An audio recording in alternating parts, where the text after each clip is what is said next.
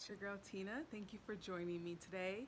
I'm going to do a story time, and it's going to be a little hard for me because I don't think that I have fully processed everything that has happened. But I think it's important to share why it is raw. Because trust me, girls, and maybe some gentlemen that are listening, it is raw. A couple weeks ago, just before Thanksgiving, I went to Paris and I had an absolutely wonderful time. I go to Paris as often as possible. As some of you know, I graduated from American School of Paris, and it's just been kind of like maybe reminiscent of my teenage years. Every time I go, I just have a wonderful time there. And I love the French language, and I always try to practice as much as possible. So I had a lovely time.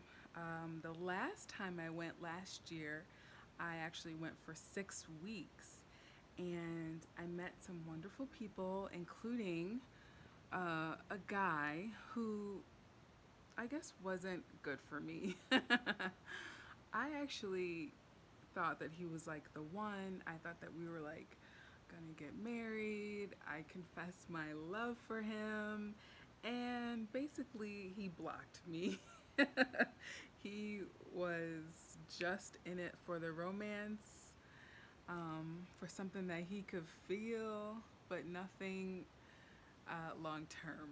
And in actuality, he was this magnificent looking attorney who was underemployed, living in a wonderful building with his name on it that his parents owned or do own. And although we definitely, it was romantic and great, we went to the south of France. Um, we met in Paris at an underground EDM concert. it was it was just one of those moments you just have in your memory bank.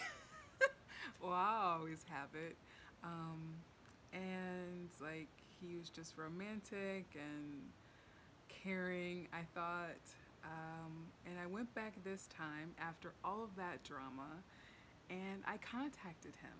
And we ended up getting together again, had a very romantic time, like nothing ever happened, right? And we said we put the past behind us, we'd forgive each other for everything that we did in the past to each other that was hurtful. He apologized. Um, I went and, well, I don't know, I had left the room, just left the room for a second, and I came back, and he was like going through my phone, or he pretended like he was going through my phone. I'm not exactly sure. And it was just like a weird moment, and I've never seen him like awkward or anything like that. He's very confident. Like I said, he's very attractive.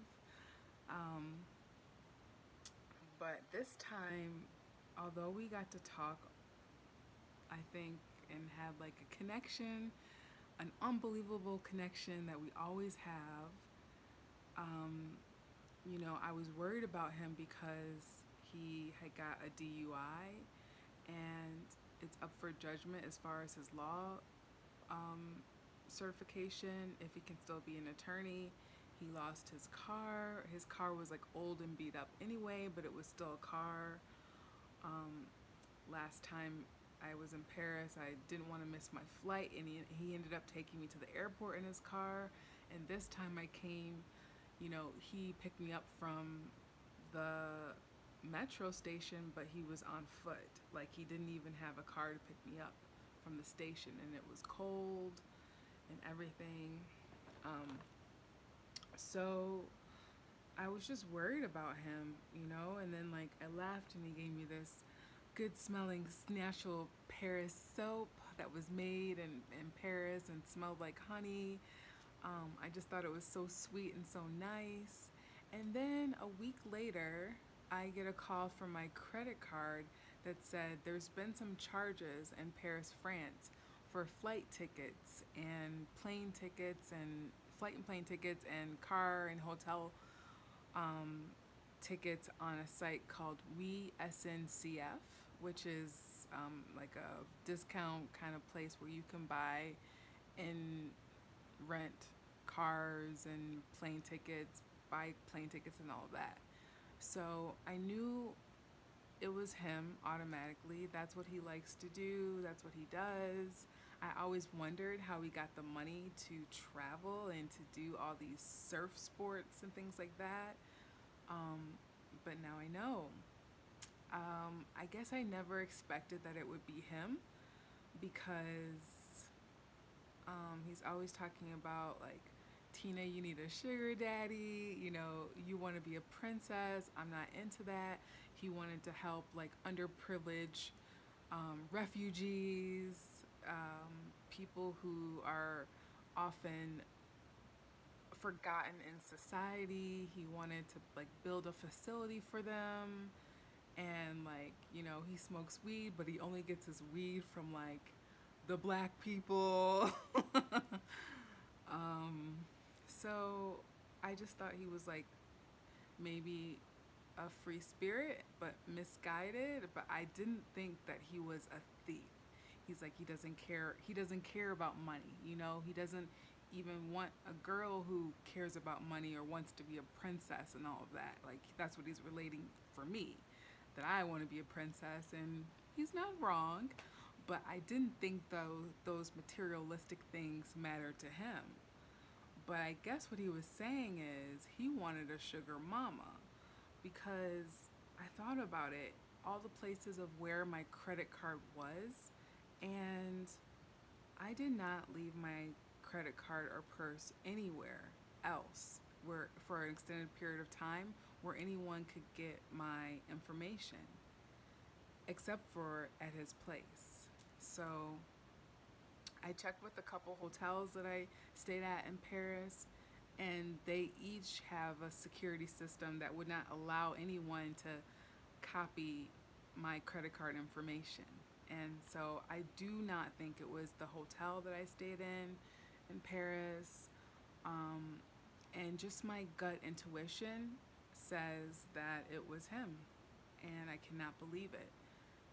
He went through my phone, like I said before, and then he followed me himself. He got onto my Instagram account and followed himself on my phone. And I was like, "Are you going to follow me back?" He said, "Yeah, but not right now because I don't want people to know that we're together." And I was actually like praying for this guy and missing this guy. And he just totally took advantage of me in every way. Not to say that I didn't allow it. Like, I didn't go into it this time having any expectations of anything lasting, but I definitely didn't go into it thinking that he would spend over $800 on my credit card for flight tickets and plane tickets and hotel. So this taught me a lesson. If a guy tells you he does not want you, girl, he does not want you. He doesn't respect you, and it doesn't mean that you're not respectful or you're not worth respect. You are, I am, every woman is, especially, I mean, women listening to this video right now, right? Especially me, especially to anyone who's listening to this, especially the women I think who go through a hard time with men. We are worthy of respect. And this is just a learning lesson for me. One, to protect my heart, protect my body, protect my spirit, protect my wallet. What else? Yeah, it's just something that I had to be cognizant of. And if you are going to have a rendezvous in Paris or anywhere else, take your purse with you.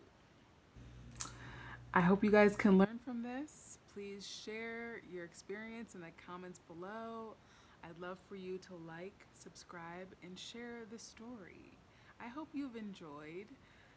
Pray for me, and I'll pray for you.